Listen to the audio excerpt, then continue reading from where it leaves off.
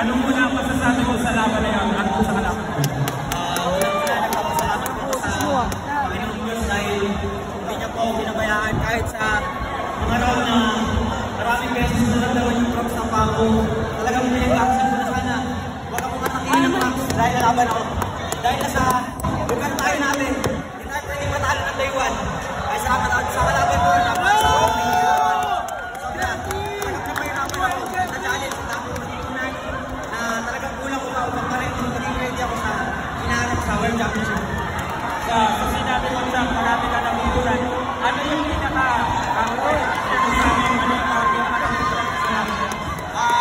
Yung pag pinag-roller niya ako, kung paano yung counter na gagawin ko, yung tamang labas na gagawin ko sa laban. At yung mga kulang ko pa, natatamaan ako, maraming beses na tinamaan. Nung first, nung unang mga rounds talagang sayo, well dominated mo, pero gitna, bumalik siya eh. Naramdaman mo ba din yung lakas niya o nasaktan ka ba sa mga suntok niya? Unang-una, yung nakita ko na nag-rocky siya. Ilang minuto lang, talagang nakasurvive siya.